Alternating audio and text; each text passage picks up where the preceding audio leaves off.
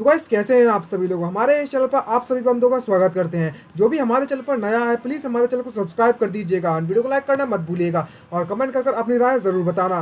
तो आज हम आप सभी के लेकर लिए आ चुके हैं इस सीरीज़ के पार्ट नंबर 6 को। आई होप अभी तक के सारे पार्ट्स आप सभी लोगों ने देख लिए होंगे और जिसने भी देख रखे हैं तो गाइस अपनी राय जरूर देना कमेंट में। तो मैं ज़्यादा टाइम वेस्ट नहीं करना चाहूँगा और चलिए स्टार्ट करते हैं हम इसके 6th पार्ट को। लास्ट पार्ट में आप सभी लोगों ने देखा ही था कि जो फॉक्स थी उसके फादर यानी कि एम्परर फॉक्स वहाँ से उससे मिलने के लिए आए थे, उसे आज़ाद कराने के लिए आए थे। लेकिन जब उसे पता चलता कि यहाँ पर ऐसा कोई सीन नहीं है, कि यहाँ पर उल्टा ही हो रखा है कि जो सीनियर है वो उस लिटिल फॉक्स का ख्याल रखने में रखे हुए हैं, जिससे कारण उसका जो कल्टीवेशन है वो बढ़ता जा रहा है। और इस डाउट को सॉल्व करने के बाद उसका जो फादर एम्परर होता है वो वहाँ से चला जाता है फुल स्पीड में बिना जियांग चैन से मिले हुए।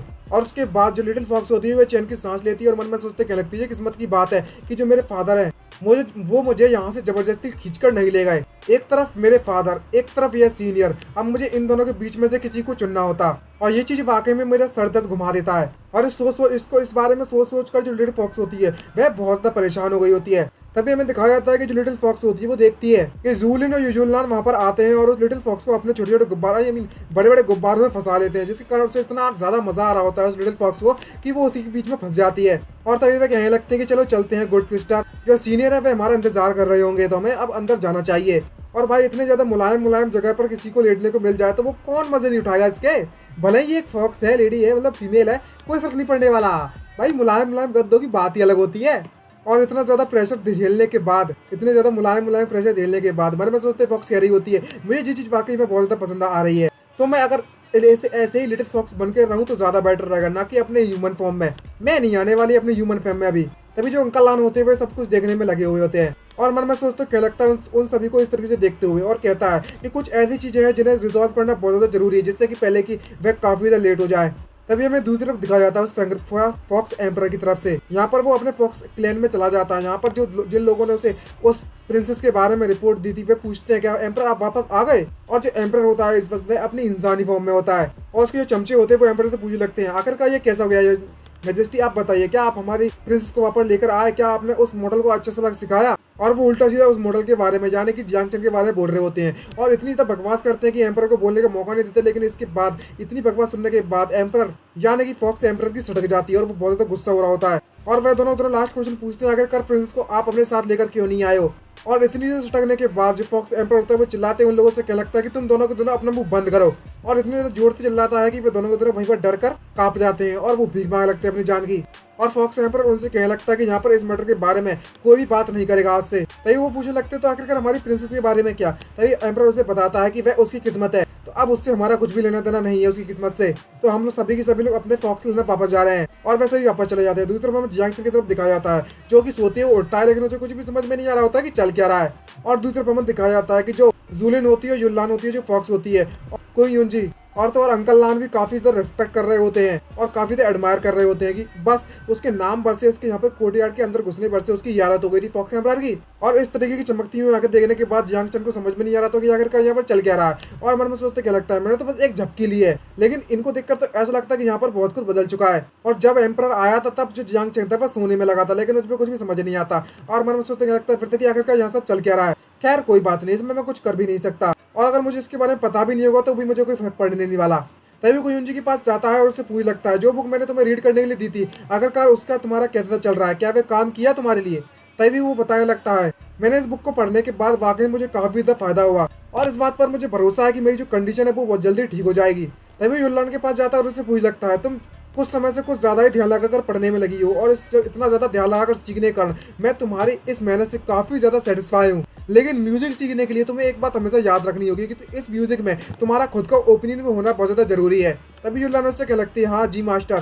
तभी वो जूलिन के पास जाती है और उससे क्या लगती है अब तुम्हारी बारी है। लेकिन जूलिन को समझ में नहीं आ रहा था कि क्या हुआ और वो शर्माते हुए अपना उसका चेहरा टमाटर से लाल पड़ गया होता है और उससे कहने लगती है मैं आपके लिए कुछ भी करने के लिए तैयार हूँ, आप बस ऑर्डर दीजिए।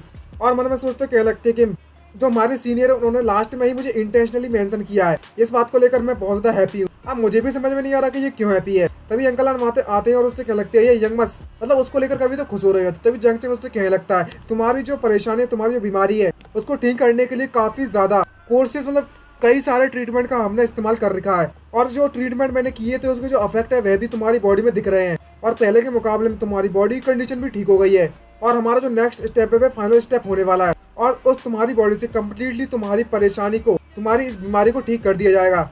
ओरिजिनली बताऊं तो ये जो प्रोसेस थी वो बहुत ज़्यादा डेंजरस थी, लेकिन तुम्हारे लिए खुशी की बात यह है कि जब हमने पहली 2 बार ट्रीटमेंट को ट्राई किया था वह अच्छे से काम कर गया था, और अब समय आ चुका है कि हम अपने लास्ट स्टेप का इस्तेमाल करने वाले हैं। तुम्हें कुछ भी नहीं होने वाला, तुम्हें डरने की जरूरत नहीं है। लेकिन जैसे ही बात ये सुनती कि इसकी पूरी बीमारी ठीक हो चुकी है, मतलब होने वाली है, तो जो जूलिन होती है मन में सोचते कभी तक घबराने लगती है, और उसके दिल में ऐसा लग रहा होता है जैसे कि उसे बहुत ज़्यादा बुरा लग रहा हो, किसी अपने से दूर जाने पर लगता है जैसा।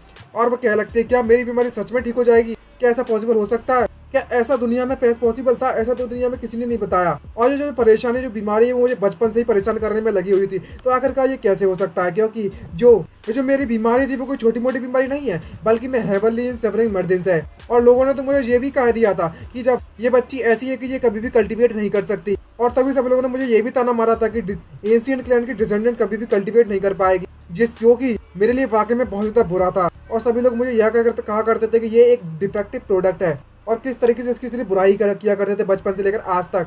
और इतनी बुराई करने के कारण इसके जो दिल की जो हालत है वो बहुत ज़्यादा खराब हो गई होती है, और कोई भी इसकी बात पर विश्वास नहीं करता। और तभी हमें एक हॉल के बारे में दिखाया जाता है, और तभी हमें छोटी जूलान को दिखाया जाता है, जो कि अंकल लान से कहने में लगी होती है, और उसे बुलाती है। तो अंकल लान कहते हैं क्या वो लिटिल मिस? और तभी जूलान उससे पूछती है क्या मेरे फादर मुझसे बहुत ज़्यादा नफरत करते हैं? क्या मैंने कुछ उल्टा या फिर गलत कर दिया है? तभी अंकल लान उसे बताने लगते हैं मुझे पता है यंग मिस, आप बहुत ज़्यादा अच्छी लड़की हो, तुमने कुछ भी गलत नहीं किया है, तो बस तुम्हारे जो फादर थे वो बहुत ज़्यादा जल्दबाजी में थे, और इसलिए वो बहुत ज़्यादा गुस्से हो गए हैं तुमसे, क्योंकि तुम्हारी बीमारी ठीक नहीं हुई थी। ये बात सुनने के बाद जो जूलिन होती है वो एकदम से रोना चालू कर देती है, घबराने लगती है, और वो देखती है और उससे कह लगती है अंकल लान, लेकिन आप कहते रहे कि फादर मुझसे गुस्सा नहीं है, लेकिन इन्हें देखो तो जरा, इनको देखकर तो ऐसा लगता है कि ये मुझसे बहुत ज़्यादा नफरत करते हैं, और उन्होंने मुझे आज तक मुड़कर नहीं देखा है प्यार की नज़रों से। और अंकल लान को भी इस पर कुछ डाउट हो रहे होते हैं, और उससे कह लगते हैं यंग मिस, आपको इसके बारे में ज़्यादा सोचने की जरूरत नहीं है, तुम्हारे जो फादर है वो बस काम में बहुत ज़्यादा बिजी है, तो आपके लिए तो बेटर होगा कि आप अपना ख्याल अच्छे से रखें।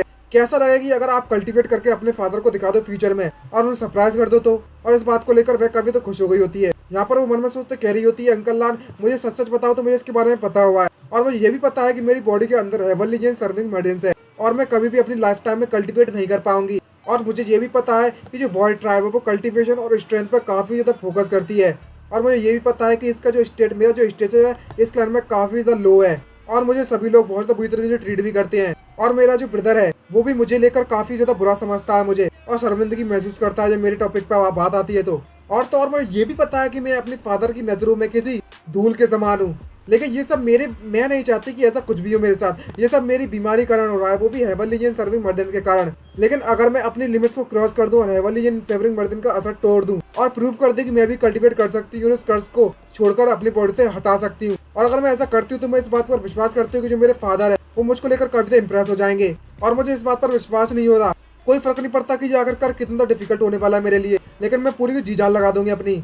और अपनी पूरी लाइफ में सबको सर्च करूंगी और कोई ना कोई तरीका ऐसा निकाल लूंगी जिससे कि मैं हेवनली ये सर्विंग मर्देंस की बीमारी का इलाज ढूंढ सकूं जल्द से जल्द। और तभी भी किताबों में खोजना चालू कर देती है इस बीमारी का इलाज, और वो कई सारी बीमारी को चेक करती है, लेकिन एक समय ऐसा भी आता है कि बीमारी चेक करते समय उसके फादर आते हैं और कनपट में खींच के बजाते हैं, और उससे कहने लगते हैं कि तुम्हारे लिए तो बेटर होगा कि तुम गिव अप कर दो इस बीमारी को ठीक करने के लिए, और इस तरीके की यूनिक मर्दन होना तुम्हारी किस्मत में लिखा हुआ है, और तुम्हें अपनी किस्मत को अपनाना होगा। और जबकि तुम्हारी किस्मत है तो अब इससे पीछा मत छुड़ाओ। और इसके चेहरे को देखकर ऐसा लगता है कि ये बहुत ज्यादा गुस्सा है, और ये इसका फादर है और कोई नहीं, और वो अपनी डॉटर जाने की जुल्म को भी पीट रहा है। यहाँ पर लोग इसकी इस हरकत को देखकर काफी ज्यादा बदनामी कर रहे होते हैं, कहने लगते हैं क्या ये लड़की सच में सोचती है कि हेवनली जेन मर्देंस की बीमारी को ठीक किया जा सकता है? जो मेथड कभी एग्जिस्ट ही नहीं करती उसको ढूंढने का कोई फायदा भी नहीं होता, और तुम अगर ऐसा करती हो तो लोग सिर्फ तुम्हारे बारे में यही कहेंगे कि तुम पागल हो, पगला गई हो, दिमाग खराब है, और कुछ नहीं। और अंकल लाल ये सोचते हो कभी तक घबरा रहे होते हैं, और भाई उसकी जो हालत हो रही होती है संभव बहुत ज़्यादा खराब हो गई होती है। और तभी अचानक से कहानी आती है प्रेजेंट में, जो अंकल लाल होते हैं उसे जगाने की कोशिश करते हैं, यंग मिस होश में आइए, और उससे घबराते हो, कहने लगते हैं यंग मिस क्या हुआ, आप किस बारे में सोचने में लगी हुई थी अचानक से, और अचानक से फ्रीज क्यों हो गई थी, क्या आप ठीक हैं, क्या आपकी बॉडी में किसी प्रकार की परेशानी है? तभी जो यंग मिस होती है यानी कि जूलियन होती है वो इस पुरानी यादों को सोचने के बाद कतई शॉक हो गई होती है, और उससे कहने लगती है नहीं मैं बस कुछ सोचने में लगी हुई थी, आखिरकार हम कहाँ पर थे? तभी अंकल लान उससे कहने लगती है आप क्या कह रही हो, हमने जो भी कहा वह आपने कुछ भी नहीं सुना? तभी जो जैंग होता है उससे कहने लगता है कोई बात नहीं, मैं आपको फिर से एक्सप्लेन कर देता हूँ इस बारे में। और जैक्सन उससे कहने लगता है मैं तुमसे यह कह रहा था कि तुम्हारी जो बॉडी है उसमें ये बीमारी काफ़ी ज़्यादा सालों से है, मुझे पता है तुम्हारे लिए किसी डिजास्टर से कम नहीं है, लेकिन ये बीमारी मेरे हाथों में आने के बाद तुम्हारे लिए ये बीमारी ब्लेसिंग भी हो सकती है। ये बात सुनने के बाद जूलिन का तो शौक हो जाती है और उससे पूछ लगती है क्या ब्लेसिंग ऐसा पॉसिबल हो सकता है। जहाँ पर कहानी थोड़ी सी पास्ट में जाती है, जहाँ पर जियांग चेन मन में सोचते कहने में लगा होता है एक रात में मेरा जो गैस था वो बिल्कुल सही था। जब तक मैं इस जूलिन की बॉडी में इसकी बॉडी के जो यिन है, यिन क्यू है, इसकी बॉडी को सर्टेन रेंज तक कंट्रोल कर लूं तो इसकी जो एनर्जी है मैं इसे कन्वर्ट कर सकता हूँ इसके फायदे के लिए। एग्जांपल के तौर पर अगर मैं जूलिंग को एक ड्रग से कंपेयर करूँ, मैं जूलिंग की क्वी को एनर्जी को किसी ड्रग से कंपेयर करूँ तो इस मेडिसिन में 3 तरह के पॉइजन हो सकते हैं। लेकिन अगर उन्हीं पॉइजन को हम अच्छी तरीके से स्टेप बाय स्टेप सही मात्रा में इस्तेमाल करें तो जो जहर है, जो पॉइजन है, वो भी किसी की जान बचा सकता है। और मैं अपनी इस मेडिकल स्किल्स के साथ ऐसा पॉसिबल कर सकता हूँ। तभी जो अंकल लान होते हैं वो इस बात पर विश्वास नहीं हो रहा होता और सभी के सभी ये बात सुनने के बाद शौक हो जाते हैं। जूलिन उससे कह लगती है क्या मैंने अभी भी गलत सुन लिया है क्या?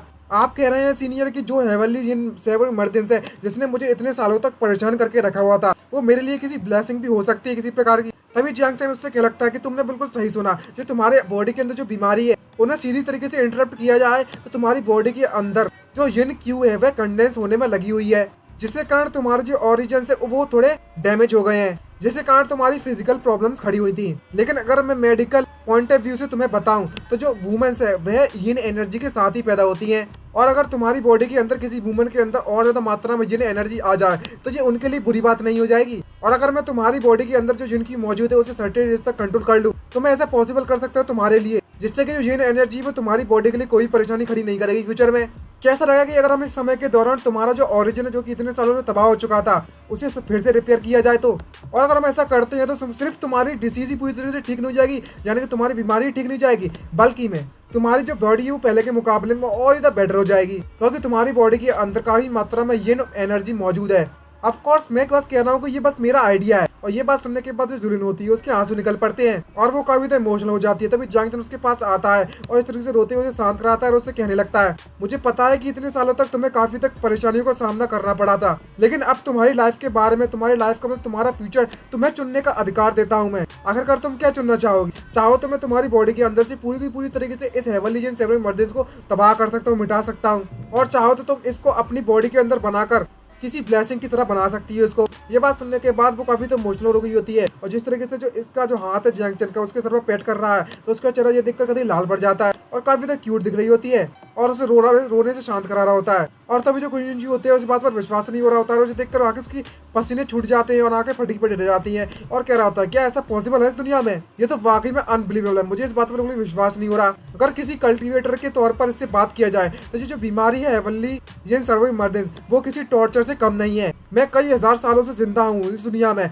लेकिन मैंने आज तक इस दुनिया में किसी को भी यह कहते हुए नहीं देखा कि इस बीमारी का कोई इलाज भी है। और जब जूलिन को बीमारी को ठीक होते मैंने खुद अपनी आंखों से देखा, जब जो यह सीनियर अपनी टेक्निक का इस्तेमाल करने में लगे हुए थे, उस वक्त मैं वाकई में एक नंबर से शॉक हो चुका था ये जानने के बाद। लेकिन अब जो ये बात सीनियर कहने में लगे हुए हैं इस बात पर तो मैं क्या करूं, विश्वास करूं या ना करूं? ये सीनियर कह रहे हैं कि इतने सालों से जो बीमारी जूलिन को परेशान और टॉर्मेंट मतलब बहुत ज्यादा टॉर्चर करने में लगी हुई थी वही बीमारी अब इसके लिए किसी ब्लेसिंग की तरह भी बन सकती है और ट्रांसफॉर्म हो सकती है। क्या जो सीनियर अभी कहने में लगे हुए हैं वह सच है? और अगर हम ये बात सच है तो ये जूलिन के लिए वाकई में बहुत बड़ी अपॉर्चुनिटी है। और जूलिन भी मन में सोचते कह रही होती है क्या ये ऐसा पॉसिबल हो सकता है? जो बीमारी मुझे बचपन से लेकर आज तक परेशान करने में लगी हुई थी और जिसने मुझे आज तक कल्टीवेट नहीं करने दिया और जिंदा रहना मेरे लिए किसी नाइटमेयर से कम नहीं था, और मैं इस बीमारी को अपने लिए किसी ब्लेसिंग की तरफ भी बना सकती हूँ। तो मैं सच बताऊं तो इस बात को जानने के बाद मैं काफी ज्यादा डरी हुई हूँ। लेकिन इस समय पर मैं चाहती हूँ कि जो मेरी बॉडी के अंदर से हेवनली जिन सेवन मर्दिन्स है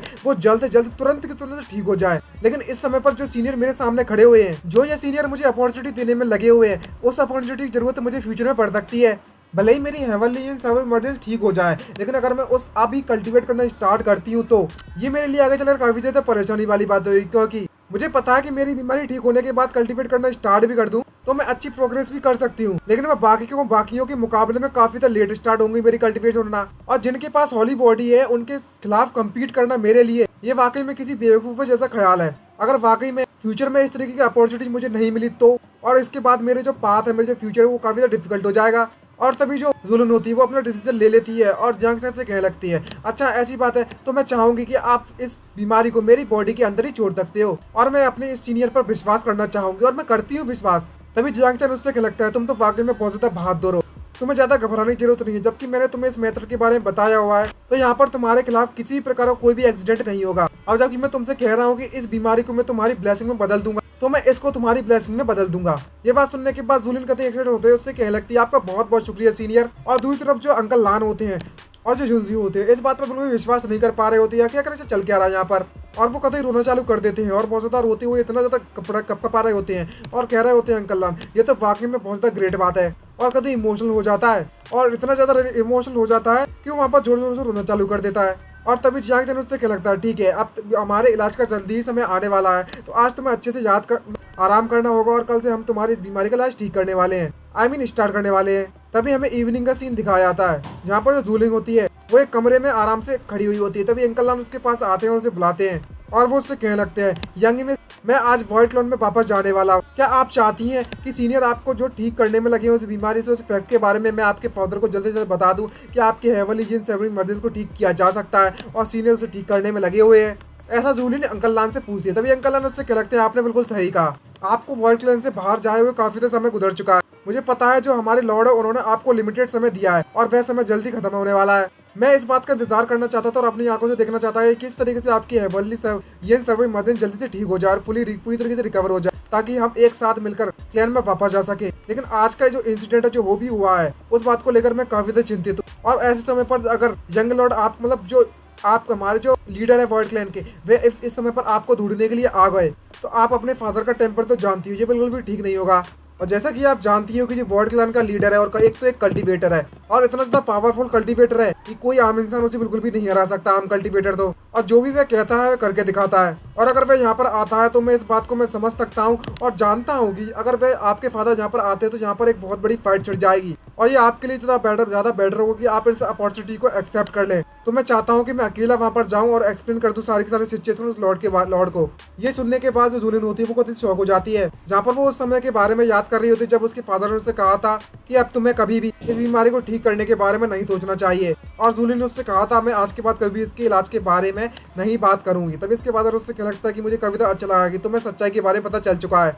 और उससे कह रही होती है पास्ट के समय में याद कर रही है उस मेमोरी को और कह रही होती है मैं समझ सकी कि जो हेवलियन सेवरिंग मर्दन है उसका जो सॉल्यूशन है वो उसका कोई पॉसिबल सॉल्यूशन है ही नहीं। मैं बस आपसे इस बात की परमिशन मांगना चाहती हूँ ताकि मैं इस बहुत बड़ी दुनिया में घूम सकूं और एक बार मैं अपनी इस इच्छा को पूरी कर लूं तो उसके बाद मैं क्लैन में वापस आ जाऊं और आप जैसा कहेंगे मैं उस तरीके से रहूंगी और किसी प्रकार का कोई भी ख्याल नहीं लाऊंगी इस बीमारी को लेकर। तभी उसके फादर उससे क्या लगता है कि इस बारे में भूल जाओ, जब तक जितनी डेडलाइन में तुम्हें दे रहा हूँ उतनी डेडलाइन तुम वापस आ जाती हो तब तक मुझे कोई परेशानी नहीं है, बाकी का सब मैं तुम पर छोड़ता हूँ। ये बात सुनने के बाद उसे विश्वास नहीं हो रहा था कि उसके फादर ने इस बात की परमिशन दे दी और उससे कहने लगती है मैंने उससे शुक्रिया कहती है अपने फादर से। तभी अचानक से उसके फादर होता है उस पर प्रेशर छोड़ देता है अपनी एनर्जी का और उससे क्या लगता है उसका फादर जूलिन से कि तुम्हारा जो फादर है तुम इस बात को जानते हो कि तुम्हारा फादर तुमको लेकर काफी ज्यादा चिंतित रहता है। अगर ज्यादा कुछ नहीं तो तुम्हें जल्दी जल्दी यहाँ पर वापस आना होगा और तुम्हारे फादर तुम्हारे यहाँ पर इंतजार करेंगे। और तभी इस बारे में सोचने फिर से पड़ जाती है सोच में। तभी अंकल उसे सोच से जगाते हैं और उससे एक्साइटेड में कहने लगता है कि जो आपका ट्रीटमेंट है वह बहुत ज्यादा क्रिटिकल सिचुएशन में पहुंच चुका है, तो चाहे कुछ भी हो जाए आप इस ट्रीटमेंट के बीच में इस ट्रीटमेंट को छोड़कर नहीं जा सकती। और बात करें तुम्हारे इस हेवनली जीन सेवरिंग मर्दन्स की, जब तक यहाँ पर यह सीनियर मौजूद थे जो किसी प्रकार की कोई परेशानी नहीं आने वाली। अब बस हमें इस बात का कंफर्म करना है कि किस तरीके से हम अपने लॉर्ड को मनाएं इस बात के लिए। ये बात सुनने के बाद वह भी शौक हो जाती है और उससे कहने लगती है अंकल लान आपको तो मुझसे ज्यादा मेरे फादर की पर्सनैलिटी के बारे में पता होगा, अगर इस मैटर के बारे में मेरे फादर को पता चल गया तो ये वाकई में बहुत ज्यादा परेशानी खड़ी करने वाली चीज हो जाएगी। आखिरकार स्टार्टिंग से ही ये इस बात के आइडिया को लेकर काफी ज्यादा दुखी थे और काफी ज्यादा नाराज और काफी ज्यादा अनहैप्पी थे कि मैं अपनी इस हेवनली जीन सेवरिंग मर्दन्स को ठीक कर लूं। और वह हमेशा इस बात को लेकर गिव अप किया करते थे मुझे और मैं कहा करते थे कि यही मेरी किस्मत है और मुझे अपनी किस्मत को एक्सेप्ट कर लेना चाहिए। और ऐसे समय पर ऐसे मूवमेंट पर अगर उन्हें इस बात के बारे में पता चल गया और वॉइड क्लैन के सामने ये सब कह दिया आपने तो मुझे इस बात का डर है कि ये चीज बिल्कुल भी आसानी से नहीं होने वाला वहाँ पर कुछ भी। और फादर को अगर इस बारे में पता चला तो वह इस बात को लेकर काफी ज्यादा डिससेटिस्फाइड हो जाएंगे और शायद ऐसा भी हो सकता है कि वो पहले की तरह मुझे मजबूर करें मेरी किस्मत को एक्सेप्ट करने के लिए। इसका मतलब ये हुआ अगर सीनियर जियांग के द्वारा मेरी बीमारी को पूरी तरह से ठीक कर दिया तो कर दिया, अगर उसके बाद मेरे फादर को पता चलता है कि मेरी बीमारी पूरी से ठीक हो चुकी है तो मेरे फादर भी उसके बाद कुछ नहीं कर सकते। और लेकिन तभी जो अंकल लान होते हुए अपने घुटनों पर बैठ जाते हैं और उससे क्या लगता है यंग मिस चाहे कुछ भी हो जाए इस मैटर को यंग मतलब हमारे लॉर्ड को पता होना चाहिए, आप उनसे इस मैटर को छुपा कर नहीं ज्यादा देर तक रख सकती, आपको ज्यादा चिंता करने की जरूरत नहीं है। लेकिन अगर लॉर्ड इस बात को लेकर काफी तो गुस्से में आ गए तो मैं अभी भी आपके पास मौजूद हूँ और मैं अपना बेस्ट दूंगा ताकि मैं आपके लॉर्ड को बना सकूं। यंग मिस मैं जानता हूँ कि कई सालों से आपको वह चीज नहीं मिली है जो आपको मिलनी चाहिए थी हकीकत में। और आपने अपनी पूरी पूरी लाइफ में काफी इतना ज्यादा मेहनत की है ताकि आप उस डिप्रेशन से बाहर निकल पाए। मैं जानता हूँ कि आप बहुत ज्यादा अमेजिंग हैं। और इस समय पर जो जुलिन होती है इसकी इतनी ज्यादा इमोशनल बातें सुनते हो, कभी तो उदास और कभी तो रोना चालू कर देती है कि उसके फादर के मैटर के बारे में ना बताया जाए। लेकिन अंकल लान उससे कहने लगते हैं कि मुझे इस बात का डर है कि ये आपके पास एक लास्ट मौका होगा, लास्ट चांस होगा। अगर लॉर्ड को इस बारे में पता चला कि आपने बिल्कुल भी इसके बारे में लॉर्ड को नहीं बताया हुआ है तो उनके दिल इस उसके मतलब हमारे लॉर्ड के दिल में ये बात बिल्कुल भी अच्छी नहीं लगेगी और ये बात को वह बुरा मान जाएंगे। लेकिन मुझे इस बात के बारे में ट्राई तो करना ही पड़ेगा और लॉर्ड को मनाना होगा कि वह इस बात को एक्सेप्ट कर ले। और अगर मैं ऐसा करता हूँ और जब तुम रिटर्न मतलब हमारे क्लैन में वापस आओगे बिल्कुल ठीक तरीके से, तो आपको लेकर बहुत ज्यादा बड़ा चेंज होने वाला है क्लैन में। और उसके बाद आपको और ज्यादा कल्टीवेशन रिसोर्स भी मिल पाएंगे पूरी क्लैन में। इस बात को सुनने के बाद जो जुलिन होती है वो गले लग जाती है अंकल लान से। उससे कहती है आपका बहुत बहुत शुक्रिया अंकल लान। और अंकल लान भी उससे कहते हैं आपका बहुत बहुत शुक्रिया जो आपने इतने सालों तक मेरा ख्याल रखा है। तभी जो जुलिन होती है उससे कहती है लेकिन तुमसे मुझे एक वादा करना होगा, अगर मेरे फादर किसी प्रकार की परेशानी खड़ी करते हैं आपके लिए तो आप उनकी परेशानियों में बिल्कुल भी सामना नहीं करेंगे और आपको अपना ख्याल रखना होगा अंकल लान। और तभी जो अंकल लान होते हैं वो अपनी पुरानी मेमोरीज के बारे में सोचने लगते हैं, जहाँ पर जुलिन की जो मॉम होती है उस मूवमेंट के बारे में पहुंच जाते हैं। यहाँ पर उसकी मॉम उसे बुलाती है, यार लान क्या तुम यिंग लान हो? तभी जो अंकल लान होते हैं वहाँ पर पहुंच जाता है और उससे कहता है हाँ मैं यहाँ पर मौजूद हूँ। तभी उसकी मॉम उससे कह रही होती है, जुलिन की मॉम उससे यिंगलिन से, मैं तुमसे एक चीज चाहती हूँ, प्लीज प्लीज मेरी डॉटर का ख्याल रखना हमेशा मेरा। और तभी वो इस बात को याद कर अंकल लान वहाँ पर इमोशनल होकर रोना चालू कर देते हैं और कह रहे होते हैं हाँ ठीक है मैं हमेशा इसका ध्यान रखूंगा, आपको बिल्कुल भी घबराने की जरूरत नहीं है। और तभी मैं यंग मिस से कहता है अच्छा ठीक है मैं अपना ख्याल रखूंगा, अब मेरा समय आ चुका है कि मुझे जाना चाहिए यहाँ से। और दूसरी तरफ रात का सीन होता है, दूसरी तरफ हमें जियांग चैन के जहाँ पर दिखाया जाता है जो कि कल की बीमारी को ठीक करने के लिए तैयारी करने में लगा हुआ है। और आज की जो नाइट है वो काफी ज्यादा टेंशन भरी होने वाली है। और इसी रात में एक छोटा सा हट दिखाया जाता है उसी घर के पास, जहाँ पर जो युल्लान होती है वो काफी ज्यादा परेशान हो रही होती है, उसकी चिंता कर रही होती है कि जुलिन को कुछ हो ना जाए और वो काफी ज्यादा घबरा रही होती है। और तभी उसके ग्रैंडफादर आते हैं उसके पास, उससे क्या लगते हैं याल्लान तुम जुलिन को बिल्कुल भी डिस्टर्ब ना करो, अब समय आ चुका है और हम चाहते हैं कि हम सीनियर पे पूरी तरीके से विश्वास रखें कि वह काम कर सकते हैं अपना। और तभी हमें जुलिन को दिखाया जाता है जो कि अपनी बीमारी के जस्ट एक दिन पहले थोड़ा सा कल्टीवेट करने में लगी हुई है और अपने थॉट्स को शांत करने में लगी हुई है, एक कमरे में अकेली बैठकर और कंसंट्रेशन बना रही है अपना। दूसरी तरफ हमें जियांग चैन को दिखाया जाता है जो कि कल की बीमारी को ठीक करने के लिए कुछ जड़ी बूटियों का इंतजाम करने में लगा हुआ है और जाकर कई सारी जड़ी बूटियों को उठाता है और सारी की सारी टेक्निक को एक बार प्रैक्टिस कर लेता है और हर तरीके की सिरिंज को अपने पास रख लेता है और एकदम से सीरियस हो जाता है कि अब समय आ चुका है इसकी बीमारी को ठीक करने का।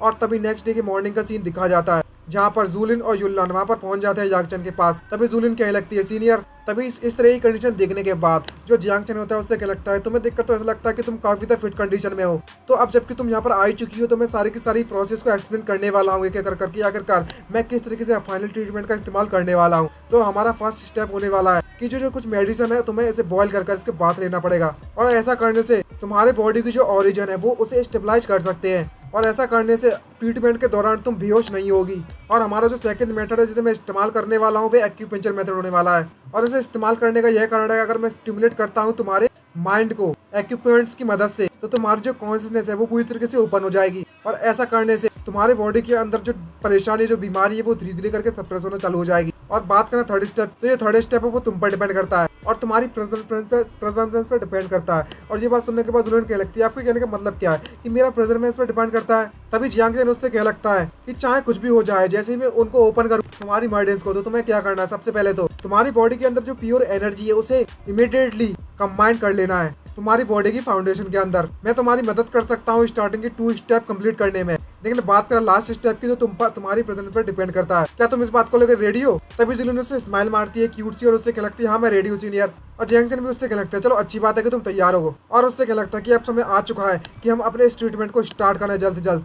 दूसरी तरफ हमें असेंशन हॉलीलैंड का सीन दिखाया जाता है और असेंशन हॉली पैलेस का सीन, असेंशन हेवनली पैलेस का सीन, जहाँ पर कई लोग आपस में जुड़कर कुछ बातें कर रहे होते हैं और वहाँ का जो लॉर्ड है वो अपने एंसेस्टर को जाकर ग्रीट करता है और उससे क्या लगता है एंसेस्टर मैं आपका स्वागत करता हूँ आप वापस से। और तभी हमें पता चलता है कि जो हॉलीलैंड का एंसेस्टर है जिसका नाम सेन जियाओजी है जो कि काफी ज्यादा सीरियस मोड में होता है और सभी से पूछने में लगा होता है आखिरकार तुम्हें क्वीन युनजी के बारे में कितना ज्यादा जानकारी है। तभी कुछ लोग आते हैं और उससे क्या लगता है कि मैं एंसेस्टर को रिपोर्ट बैक करना चाहता हूँ। हमें इस बारे में इंफॉर्मेशन हासिल हुई है कि जो सीनियर क्वीन युनजी है उन्होंने ऑलरेडी युन हॉलीलैंड को काफी समय पहले छोड़ दिया था और उनके साथ उनकी जो सेंटिस त्यांतिया युल्लान है वह भी उनके साथ आ रही है और वे असेंशन हॉलीलैंड की तरफ बढ़ भी चुके थे। नॉर्मली देखा जाए तो उन्हें एक दिन पहले यहाँ पर आ जाना चाहिए था, लेकिन किसी कारणवश से उनके जो नामो निशान अचानक से गायब हो चुका है बीच रास्ते में से। लेकिन एंसेस्टर, आप इस बारे में जानते ही होंगे कि जो सीनियर कुन यूजी है, उनकी जो मेडिकल पावर है वो काफी ज्यादा प्रोफाउंड है और ट्रांसडेंट इतना ज्यादा पावरफुल कल्टीवेशन लेवल है कि वो हेवंस को भी ट्रांसलेट कर सकते हैं। और मुझे इस बात का डर है कि हम उनका पता लगाने में बिल्कुल भी कामयाब नहीं रहने वाले और उनके ट्रेस इतने ज्यादा पता लगाने इतना आसान नहीं होने वाला हमारे लिए। और बात करें इस सीनियर क्वीन, उन्होंने ऑलरेडी क्वीन यून हॉलीलैंड को छोड़ दिया है, यहाँ पर निकल चुके हैं आने के लिए। और अगर हम इस बारे में थोड़ी बहुत इंक्वायरी करें तो शायद हम पता लगा सकते हैं। और अगर हम उनके आसपास के जिस रास्ते से वे गए अगर उस बारे में पता लगाए तो कैसा रहा है, तो शायद हम पता लगा सकते हैं कि वे कहाँ से गायब हुए या फिर वे किसी सर्टेन जगह पर रुके हुए हैं। लेकिन एंसेस्टर को कुछ भी समझ में नहीं आ रहा होता है और इस बात को लेकर कभी घबरा रहा होता है और घबराते हुए सोचते कहने लगता है, ये मुझे बात हजम नहीं हुई कि वह बुढ़ा आदमी क्वीन यूजी जाने की जो अपॉइंटमेंट उसने मेरे साथ रखी थी वह उसे सच में मिस कर दी उसने, ऐसा कैसे हो सकता है। और हमें बताया जाता है कि जो क्वीन यूजी और शेन यांजी बचपन से ही काफी ज्यादा राइवल से बड़े राइवल्स है और ऐसी बैटल्स की है जहाँ पर उन्हें अपनी जान दाव पर लगा रखी हो। तो इसी कारण दोनों के बीच में एक दूसरे के खिलाफ सिंपैथी भी है। और जब शेन यांजी के इस बारे में पता चला कि जो इसकी जो दूसरी पार्टी है वो पूरी तरीके से इंजर्ड हो चुकी है और उसकी जो ओरिजिनल पावर है वो काफी ज्यादा खतरनाक स्थिति में पड़ चुकी है और काफी ज्यादा इंजर्ड है और जल्दी ही मारा जाएगा। तो इस बात को लेकर उस वक्त उसने काफी ज्यादा रिग्रेट महसूस भी किया था। आखिरकार उस एंसेस्टर की जनरेशन के सिर्फ कुछ ही लोग ऐसे हैं जो कि इस समय पर जिंदा बचे हुए हैं और अगर ऐसा होता है कि जो क्वीन यूजी भी मारा जाता है इस समय पर तो इस जनरेशन में शेन जियाओजी बिल्कुल अकेला पड़ जाएगा। तो जो बैटल होने वाली है वो इसके लिए लास्ट अपॉर्चुनिटी होने वाली है उन दोनों के लिए, इसीलिए कोई फर्क नहीं पड़ता कि क्या होने वाला। तो इस बैटल को ये लोग टाइम पे करना चाहते थे और शेन यांजी भी ये भी सोचता है, इस बात पर विश्वास करता है और बिलीव करता है कि ये एक ऐसा आखिरी एग्रीमेंट होने वाला है इन दोनों के बीच में जिसके बारे में कभी भुलाया नहीं जा सकता। लेकिन अब क्या भाई, जो हमारा एग्रीमेंट था वह तो पूरी तरीके से गायब हो चुका है और उसे पता चलता है कि जो बुढ़ा आदमी है क्वीन यूजी वो तो इस बारे में भूल ही गया है और वह मुझसे फाइट करने के लिए आया ही नहीं है। और वह इस बात को लेकर काफी तो गुस्से में होता है और इतना तो गुस्से में होता है कि वह आग भूला होता है। वहाँ पर जितने भी लोग होते हैं वो उससे कह लगते हैं, एंसेस्टर आप अपने आप को शांत कर लीजिए। और तभी एक बंदा आता है और उससे क्या लगता है कि मैं इस बारे में सोचने में लगा तो एंसेस्टर, क्या ऐसा हो सकता है कि जो क्वीन यूजी है वो ऑलरेडी टपक चुके हैं। हमें बस इतना पता है कि जो सीनियर क्वीन यूजी है उनकी जो लाइफ फोर्स है वो जल्दी खत्म होने वाली थी। तो शायद ऐसा हो सकता है कि वे अपनी लाइफ फोर्स को ज्यादा समय तक मेंशन नहीं कर पाए, मेंटेन नहीं कर पाए और रास्ते में ही टपक गए। ये बात सुनने के बाद सभी लोग कहने लगते हैं हाँ ऐसा हो सकता है, ऐसा पॉसिबल हो सकता है, क्योंकि जो क्वीन यूजी है उसे काफी ज्यादा सीरियस डाउ इंजरी का सामना करना पड़ा था और इसकी फाउंडेशन के कारण क्वीन यूजी हॉलीलैंड काफी ज्यादा स्ट्रॉन्ग था। तभी एंसेस्टर उन सभी की ये बातें सुनकर कह लगता है कि इस तरीके की नॉनसेंस करना तुम लोग बंद कर दो। तुम्हें पता भी है कि क्वीन यूजी की कल्टीवेशन के साथ भले ही उसकी जो डाव है वो बहुत ज्यादा सीरियसली इंजर्ड हो, तो इसके लिए ये काफी ज्यादा इम्पॉसिबल है कि वो बिना किसी को पता लगे हुए और बिना नोटिस के हुए इस तरीके से मारा जाए। और मैं इस बात को गैस कर सकता हूँ कि वह यहाँ पर नहीं आ पाया, वो उस लड़की उसकी ग्रैंड डॉटर के कारण होने में लगा हुआ है, क्योंकि उसके पास हेवनली साउंड हॉली बॉडी है और जिसका नाम तांता युल्लान है। यहाँ तक कि उसकी जो कल्टीवेशन करने का तरीका है, उसको जो साइकिक है वो कल्टीवेशन पर रिलाई नहीं करता बल्कि में अलाइनमेंट पर रिलाई करता है। और शायद उसी कल्टीवेशन की प्रोग्रेस के लिए जो क्वीन यूजी है उसकी जो जर्नी है वो स्लो डाउन हो गई हो। तभी वो बंदा उससे पूछ लगता है एंसेस्टर क्या ऐसा होना नहीं चाहिए, तो जो सीनियर क्वीन यूजी उसके बारे में हमें पहले ही इन्फॉर्म कर देना चाहिए था। तभी जो एंसेस्टर होता है ये बात सुनने के बाद उससे कहने लगता है और कभी तो गुस्सा होता है, खैर भूल जाए इस बारे में, और ये काफी यूजलेस होने वाला है कि हम अपने ही ख्याली पुलाव बनाए। तो और मैं चाहता हूँ कि तुम इस न्यूज को जल्द से जल्द क्वीन यून हॉलीलैंड तक पहुंचा दो, क्योंकि क्वीन यूजी और तांतन युल्लान है वो अचानक से रास्ते में गायब हो चुके हैं और जितना ज्यादा उन्हें पता रहेगा उतना ज्यादा वे लोग अनसुस हो जाएंगे। और इस मैटर के बारे में उन्हें ही परेशान होने दीजिए और हम इस बैटल के मैटर को कुछ समय के लिए टाल भी सकते हैं, कोई बात नहीं है।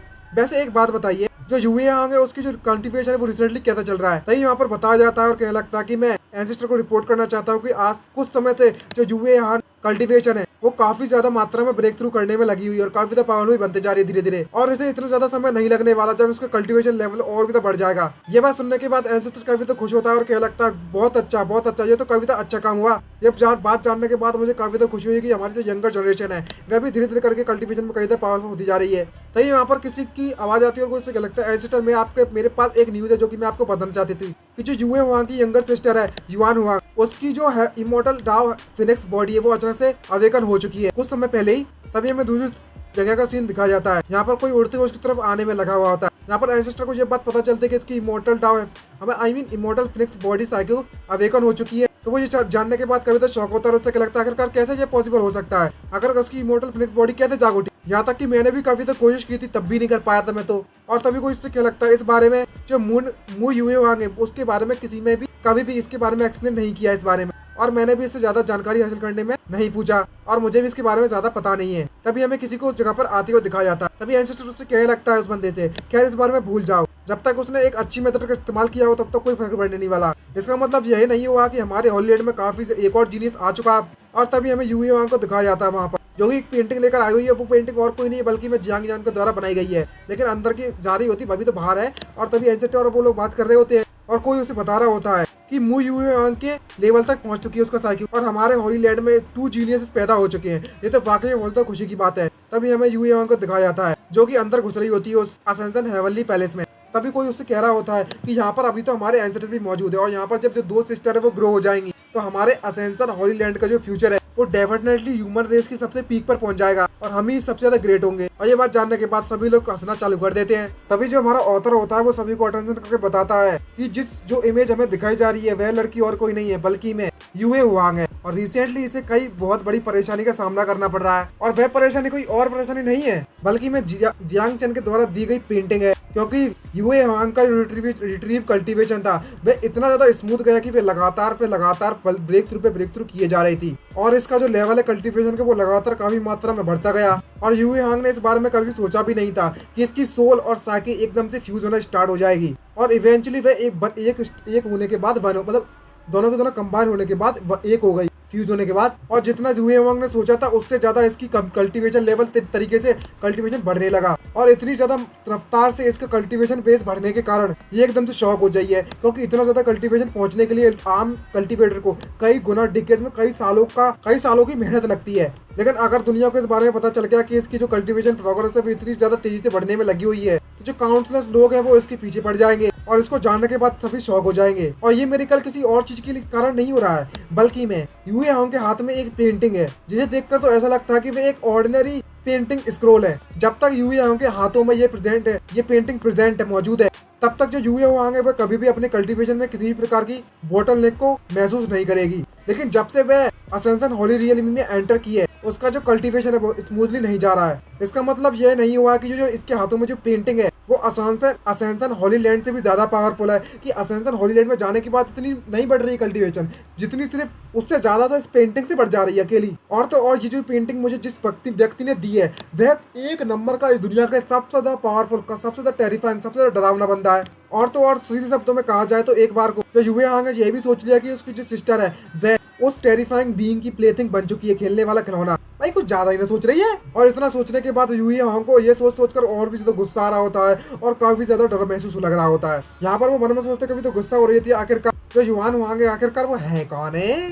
दूसरी तरफ हमें दिखाया जाता है इस बात को लेकर काफी ज्यादा चिंतित हो रही होती है कि इसकी जो कल्टीवेशन है वो कभी तो बढ़ती जा रही है और असेंशन हॉलीलैंड के बारे में भी चिंता कर रही होती है। और वो अपने एंसेस्टर के पास जाते हुए मन में सोचते कह रही होती है कि जो पर्सन है इस इमेज के पीछे इस पेंटिंग के पीछे जो पर्सन है जितना मैं सोच सकती हूँ वो इमेजिनेशन को भी सोच भी नहीं पा रही है ये बंदा कितना ज्यादा पावरफुल है और मैं उस बंदे से निपटने के लिए अकेला कुछ भी नहीं कर सकती। अब समय आ चुका है और जो कंपलसरी और नेसेसरी हो चुका है कि इस मैटर के बारे में हॉली एंसेस्टर को बता दूं और सभी के सभी एल्डर्स को भी इस बारे में पता होना चाहिए ताकि हम उस बंदे का सामना कर सकें और अगर नेसेसरी पड़े जरूरत पड़े तो हम हॉलीलैंड की पावर का भी इस्तेमाल कर सकते हैं। और वो सांस लेते हुए अंदर चली जाती है और वो सभी से कहने लगती है कि जो आपकी डिसिपल मू यूए वांग हॉली लॉर्ड और एल्डर से कुछ बातें करना चाहती है और कुछ बताना चाहती है। तभी वहाँ पर उसके जो लॉर्ड होते हैं वो उससे कहने लगती है यूए वांग तुम यहाँ पर क्या कर रही हो, मुझे लगा था कि तुम सेकुलेशन कल्टीवेशन करने गई हो रिसेंटली, आखिरकार तुम बाहर क्यों आ गई हो। और तभी उसके जो एंसेस्टर होते हैं वो उसे बताया लगता है लॉर्ड एंसेस्टर को और एंसेस्टर समझ जाता है और उससे कहने लगता है कि तुम्हें इतनी बातें करने की जरूरत नहीं है, इसे अंदर आने की परमिशन दी जाती है। तभी यूए वांग होती है वो अंदर आती है और उससे कहने लगती है कि मैं यहाँ पर आ चुकी हूँ और उससे कल्टीवेशन होता है वो रिलीज करते हैं सभी लोग देख कर शॉक हो जाते हैं। और जब यूए वांग सामने देखती है तो यहाँ पर सिर्फ लॉर्ड नहीं है बल्कि एंसेस्टर भी और सारे एल्डर भी मौजूद होते हैं और वह समझ नहीं पा रही होती कि ये सब चल क्या रहा है और कहने लगती है ये तो वाकई में सरप्राइजिंग वाली बात है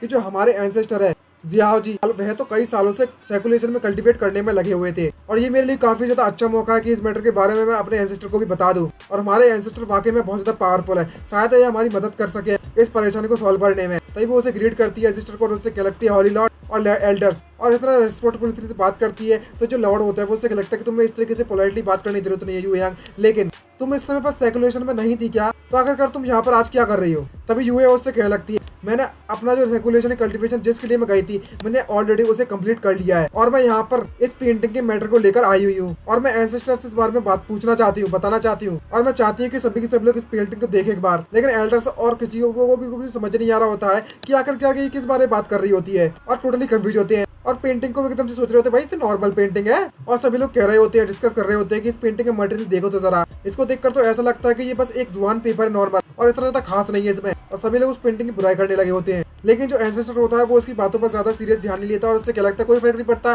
कि ये किस तरह की पेंटिंग है, चलो इस पेंटिंग को मुझे प्रेजेंट करो और अपनी पावर्स का इस्तेमाल करता है उस पेंटिंग को अपनी तरफ कॉल करने के लिए। और तभी यूए यांग उससे कहने लगती है कि आप इसे देख सकते हो एक बार एंसेस्टर। और तभी एंसेस्टर को बस भरोसा नहीं हो रहा था इस पेंटिंग पर और उसको छूने के बाद कहने लगता है कि इस पेंटिंग को छूने के बाद तो ऐसा लगता है कि ये प्लेन और बिना अनइंटरेस्टिंग पेंटिंग है और इस पेंटिंग के अंदर किसी प्रकार का फ्लक्चुएशन मौजूद ही नहीं हो रहा।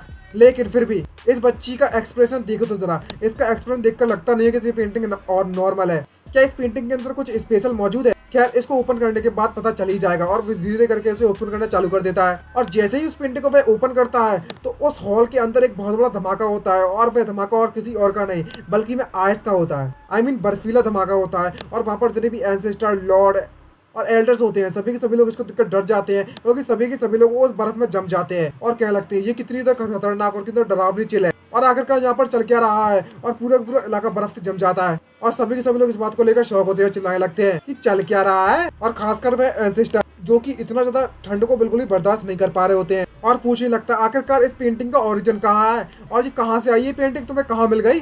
तभी कुछ समय के बाद का दिखाया जाता है जहाँ पर पूरी की पूरी बर्फ को हटा दिया गया है मैजिक से और सभी को जुकाम हो गया होता है ठंड के मारे और छींकने में लगे हुए हैं और एंसेस्टर उससे पूछ लगता है यूए यांग आखिरकार ये पेंटिंग तुम्हें कहाँ से मिली। और तभी जो यूए यांग होती है वो उससे कह लगती है एंसेस्टर, एल्डर्स और लॉर्ड, जैसे कि आप सभी लोग जानते ही हैं कि मैं कुछ समय से काफी ज्यादा स्मूथली अपनी कल्टीवेशन में प्रोग्रेस करने में लगी हुई हूँ रिसेंटली और इसका मेरी कल्टीवेशन का कारण और कुछ नहीं है बल्कि मुझे पेंटिंग है और जो पेंटिंग है वो हाईली आर्टिस्टिक कॉन्सेप्शन को कंटेन करती है जो कि आइस और स्नो के बारे में बताती है। और आप लोग ये सब तो जानते ही होंगे कि मेरे पास आइस फिनिक्स साइक्यू है और नेचुरली आप ये जानती हो कि नेचुरली अगर मैं कल्टीवेट करती हूँ तो मुझे आधी मेहनत में डबल रिजल्ट मिलेगा। और बात करें इस पेंटिंग के ओरिजिन के बारे में तो वापस से उस जियांग चेन के बारे में सोचने लगती है और अपनी फैंटेसी में खो जाती है और भाई उसका चेहरा ये सोचती है टमाटर लाल पड़ रहा होता है। यहाँ पर वो इस बारे में सोच रही होती है कि किस तरीके से जियांग चेन उसे मोलेस्ट यानी कि छेड़ने में लगा हुआ है, इसके मजे लेने में लगा हुआ है, किस तरीके से अपना प्लेथिंग बना लेगा और किस तरीके से इसके साथ मजे करेगा, समझेगा। भाई इसकी सोच बन चुकी है ठगियों वाली और यहाँ पर अचानक से वो अपनी सोच में कहने लगती है और वो जियांग चेन उससे कह रहा होता है इसकी इमेजिनेशन में कि क्या तुम्हें ये पेंटिंग नहीं चाहिए, लेकिन अब मेरे पास पेपर नहीं बचा हुआ है इस पेंटिंग को ड्रॉ करने के लिए, तो कैसा लगा कि अगर तुम खुद मेरा एक पेपर बन जाओ जाने की बिना कपड़ों वाली यूए यांग पर वह पेंटिंग करेगा। भाई नवाबिस होंगे इनके।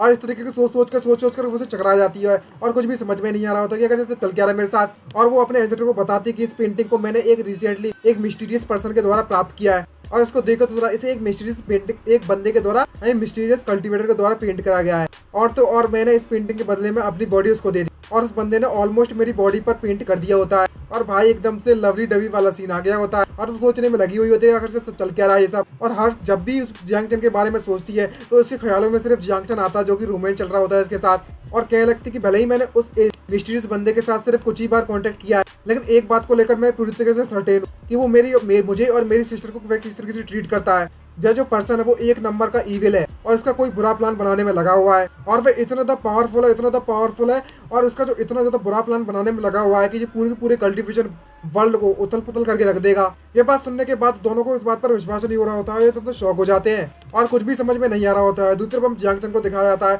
जो कि एक आम इंसान है भाई, तो कुछ भी ना इविल इसका कोई लेने देने नहीं इससे और सभी के सब लोग इस पेंटिंग के बारे में बातें करने लगते हैं सुनने के बाद। और एंसेस्टर कतई डर जाता है, उसकी पसीने छूट जाती है बात सुनने के बाद और उससे कहने लगता है यूए यांग तुम्हें पता भी है कि आखिरकार तुम क्या कह रही हो, तुम होश में हो। तुम्हारे कहने के अनुसार प्रीवियसली जो दायन डायनेस्टी है golden wing rock lead demon के साथ उन्होंने फाइट की थी और उनके जीतने का कारण और कोई नहीं है बल्कि मैं ये मिस्टीरियस पर्सन है जिस पर्सन के द्वारा ये पेंटिंग तुम्हें दी गई है। और तो और इसी पेंटिंग के द्वारा कल्टीवेशन तुम्हारा काफी तो स्मूथली चल रहा है और तुमने काफी तो ब्रेक थ्रू भी मारे हैं और तुम कह रही हो कि तुम्हारी जो छोटी सिस्टर है उसकी जो है इमॉर्टल फिनिक्स साइक्यू जाग उठा है वो भी उस बंदे के कारण ही हुआ है और तुम कह रही हो कि ये सब कुछ हुआ रहा है वो सिर्फ एक बंदे के कारण जो कि एक नंबर का ईविल बंदा है और इस बंदे का बहुत डरावना बहुत टेरिफाइंग कल्टीवेशन है और उसके पास एक ऐसी मैजिक स्किल है जो कि दूसरे को दिमाग को कंट्रोल कर सकती है और वश में कर कुछ भी उससे करवा सकती है।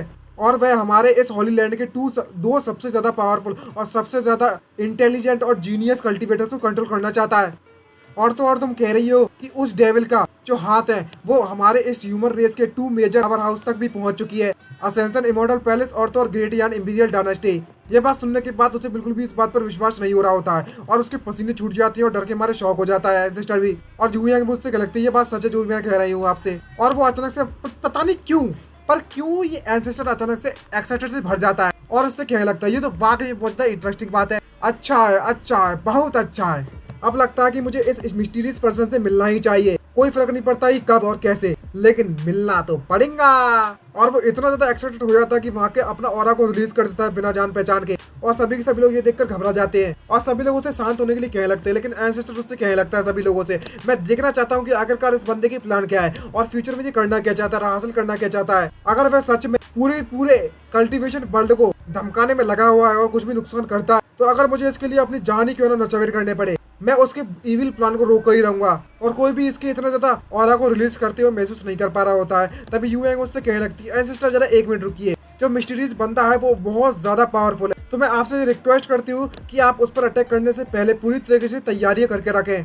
तभी वहाँ पर बाप के जो लोग होते हैं वो कह रहे होते हैं एंसेस्टर हम भी आपके साथ उस बंदे से फाइट करने के लिए तैयार है, अगर वहाँ पर किसी भी प्रकार से कोई भी गलती हो जाए तो हम भी आपकी मदद कर सकते हैं। तभी एंसेस्टर उससे कहने लगता है अगर मैं जाता हूँ और उस बंदे का अपोनेंट नहीं हूँ तो तुम्हारे जाने का मतलब ही क्या बनता है, वहाँ पर तुम्हें चिंता करने की जरूरत नहीं है, मैं वहाँ पर जाकर खुद का ध्यान रख लूंगा। और इस बार मैं वहाँ पर सेन जी और यू यांग के साथ जाऊंगा और तो और वहाँ जाकर जाने से पहले मैं असेंशन इमॉर्टल मिरर का भी अपने साथ लेकर जाऊंगा। और अब जबकि मेरे पास इस मिरर की ब्लेसिंग है तो मुझे ही लगता कि वहाँ पर मुझे किसी प्रकार की प्रॉब्लम खड़ी होगी।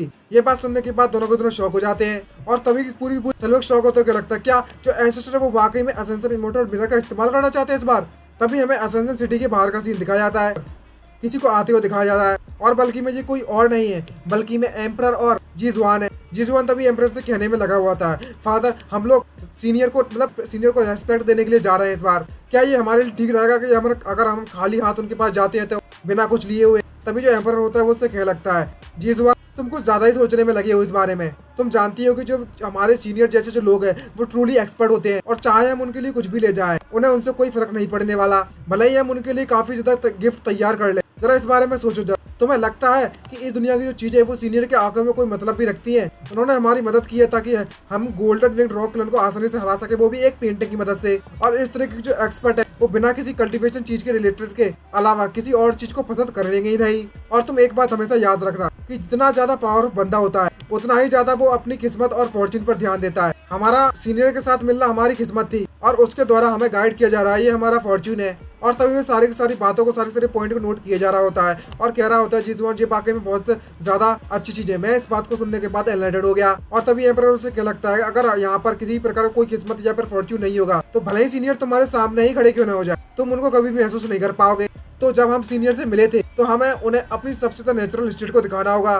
तभी जीजुआन उससे क्या लगता है लेकिन फादर आप वाकई में बहुत ज्यादा नॉलेजेबल है, आपके पास वाकई में ज्ञान का भंडार पड़ा हुआ है और एक्सपर्ट्स का जो तरीका है जीने का और पता लगाने का जो तरीका है वो किसी आम बंदे को और कॉमन सेंस से पता लगा ही नहीं जा सकता। और वो अपने फादर का शुक्रिया कह रहा होता है। नेक्स्ट सीन में वे लोग हमें चलते हुए दिखाए जाते हैं किसी को, तभी वो देखता है कि जो हमें पता चलता है कि जो जीजुआन है वो किसी की तरफ इशारा करते हुए क्या लगता है फादर देखो तो जरा। और वो तभी हमें जीजुआन के घर का सीन दिखाया जाता है जिसको देखकर वो कतई एक्साइटेड हो जाता है एम्परर और उसको देखकर क्या लगता है जरा इस जगह को देखो, जरा इस कैबिन को देखो तो जरा। इसको देखकर तो ऐसा लगता है कि ये बस एक ऑर्डिनरी कैबिन है और बहुत सिंपल है, लेकिन इसके अंदर से तो एंडलेस एंशिएंट म्यूजिक पाथ का आवाजें आने में लगी हुई है। भले इसे तुम दूर से ही क्यों ना देखो, इसमें से ऐसा फील हो रहा है जैसा कि मेरे दिल को शांति मिल गई हो। और इस जगह को देखकर ऐसा लगता है जैसे कि सारा का सारा जो एनर्जी है वो सर्कुलेट होने में लगी हुई है और तरीका बता रहे हैं किस तरीके से एनर्जी को सर्कुलेट किया जाता है बॉडी में कल्टीवेशन के लिए। एक इतने ज्यादा पावरफुल सीनियर का हिडन जगह मतलब छुपी जगह वाकई में इस बात को कहलाने लायक तो है। वाकई में ये एक नंबर से कॉम्प्लेक्स है कॉम्प्लेक्स। तभी अचानक से जीजुआन को कुछ चीज नोटिस होती है और वो क्या लगता है फादर सामने देखो तो जरा सीनियर के कोर्टयार्ड के आसपास काफी ज्यादा लोग चलते हुए दिखाई दिए जा रहे हैं। क्या ऐसा हो सकता है कि ये सभी के सभी लोग सीनियर्स के फ्रेंड है? ये बात सुनने के बाद एम्परर कतई शॉक हो जाता है और क्या लगता है क्या फ्रेंड्स कहाँ है मुझे जल्दी बताओ जल्दी बताओ। दूसरी तरफ हमें दिखाया जाता है उसके अंदर उसके बगीचे के अंदर जियांगचन के यहाँ पर वो जुलिन की बीमारी को ठीक करने वाला है और जुलिन भी वहाँ पर मौजूद होती है। और एम्परर उसको देख के क्या लगता है कि यहाँ पर 2 लड़कियाँ और एक ओल्ड मैन मौजूद है। अगर बात करें हम ओल्ड मैन की तो जो ओल्ड मैन है वो काफी ज्यादा पावरफुल है, अगर इसने अपनी पावर को रिलीज कर दिया तो मुझे इससे फाइट करने के लिए काफी ज्यादा सीरियस होना पड़ेगा। इस बंदे की जो कल्टीवेशन है वो वाकई में बहुत स्ट्रॉन्ग है, लेकिन इसकी जो फर्टिलिटी है वो जल्दी खत्म होती जा रही है और इसको देखकर तो ऐसा लगता है कि वो जल्दी मरने वाला है किसी सूखे पत्ते की तरह। लेकिन इसको देखकर ऐसा साफ साफ पता चलता है कि जो ओल्ड मैन है वो सीनियर का फ्रेंड नहीं है। ये बात सुनने के बाद जीत उससे लगता है, लेकिन फादर आप साफ साफ कहने में लगे हुए हैं कि इस बंदे का जो कल्टीवेशन है वह काफी ज्यादा स्ट्रॉन्ग है और मैंने इस दुनिया में काफी ज्यादा स्ट्रॉन्ग पीपल को देखा भी हुआ है, ऐसा उसका फादर कहता है और कतई एकदम से कूल वाले मोड में आ जाता है और उससे क्या लगता है तुम में समझ में भी आता है कि सीनियर का फ्रेंड होने का मतलब यह है कि सामने वाले बंदे का जो पावर है आई मीन कल्टीवेशन लेवल है वो भी उनके बदर होना चाहिए। मुझे इसके बारे में ज्यादा कुछ पता तो नहीं, लेकिन जो ओल्ड मैन है वह काफी ज्यादा पावरफुल है, पर इतना पावरफुल भी नहीं है कि वह इसका फ्रेंड हो। सीनियर के जो फ्रेंड है वो उनके ही लेवल के होंगे और जो ओल्ड मैन है वो सीनियर के लेवल का बिल्कुल भी नहीं है। और इससे हमें ये बात प्रूव होती है कि ये जो बंदा है जो ओल्ड मैन है वो सीनियर का फ्रेंड नहीं है। हैंस प्रूव्ड मतलब इस बात को सुनने के बाद वो ताली बजाने लगता है जिस और वो क्या लगता है, लेकिन सबसे ज्यादा चीज अटेंशन करने वाली यहाँ पर ध्यान देने वाली चीज है वो ये है कि जो सीनियर के पास बैठी हुई है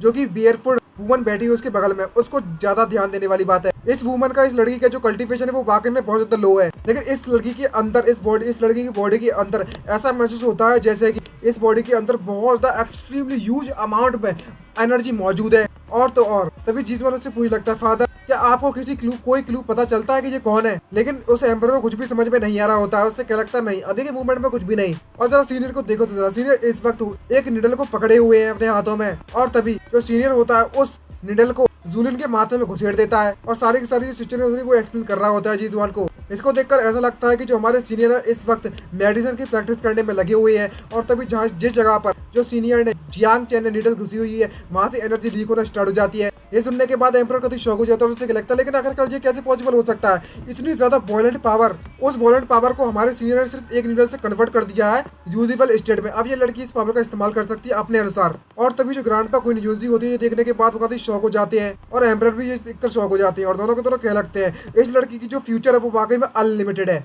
और सबसे ज्यादा इनक्रेडिबल बात यह है कि जो हमारे सीनियर है उन्होंने बस अपने हाथों का इस्तेमाल किया है इस पावर को इस तरीके से यूटिलाइज करने के लिए और सिर्फ नॉर्मल नीडल का इस्तेमाल किया है। लेकिन जरा हमारे सीनियर को देखो जरा उनका मन कितना ज्यादा शांत है और कोई भी सिंपल मीन्स हमारे सीनियर की तरह इस्तेमाल किए जा रहे हैं और इस लड़की के अंदर जो स्पेशल पावर मौजूद है उसको परफेक्टली कंट्रोल कर लिया गया है और ये किसी डिवाइन टेक्निक के द्वारा ही किया जा सकता है। और तभी हमें हेवनली इन सेवरल मदर्स के बारे में बताया जाता है और कह रखता है कि ये एक ऐसी बीमारी है जिसको बॉडी से पूरी तरीके से मिटाया नहीं जा सकता क्योंकि वे तुम्हारे ओरिजिन से कनेक्ट हो गई होती है ऑलरेडी। और इसका मतलब ये हुआ कि अगर किसी को ये बीमारी होती है तो वह बंदा कभी भी कल्टीवेट नहीं कर सकता और ये कल्टीवेशन वर्ल्ड में काफी ज्यादा टर्मिनल डिसीज है और इसका कोई इलाज भी नहीं है। दूसरे शब्दों में कहा जाए तो जो हमारे सीनियर है वो जुलियन की मदद करने वाले हैं इसी की इस पावर को इस्तेमाल कर इसके मेरे को क्लियर कर इसकी पूरी की बॉडी को रिशेप करने वाले हैं और इसको ताकि ये कल्टीवेट करे इसके लिए एक परफेक्ट और अच्छी शागी बनाने वाले हैं। तभी अचानक से जो क्वीन यूजी ओल्ड मैन होता है वो उस एम्पर को नोटिस कर लेता है और क्या लगता है क्या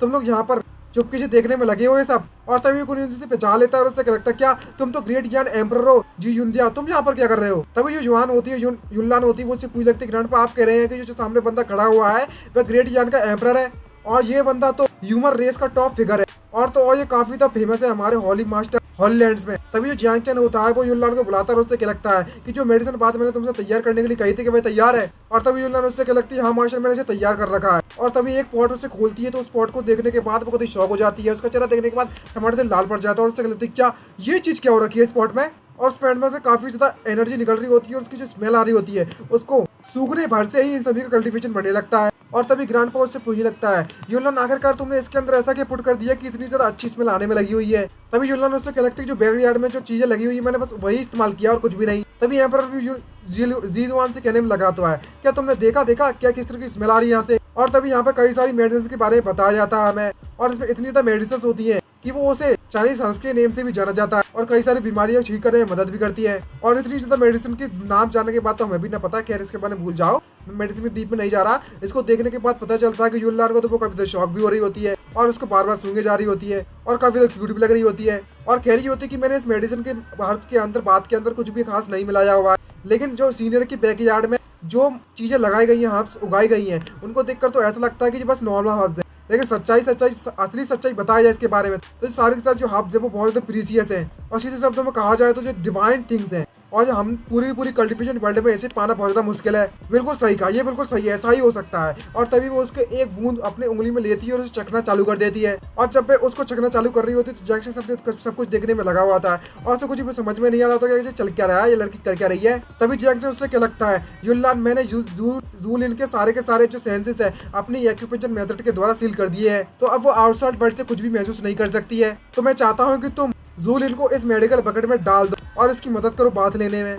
तभी जो जियांग चैन होता है वो देख लेता है कि वहाँ पर कौन उन्हें देखने में लगा हुआ है और उससे क्या लगता है, अच्छा तो ये वही लोग है ना फेक रिच जिनके पास पैसे भी नहीं है। और क्या लगता है मन में सोचते आखिरकार तुम लोगों ने इस प्लेस के बारे में पता कैसे लगाया।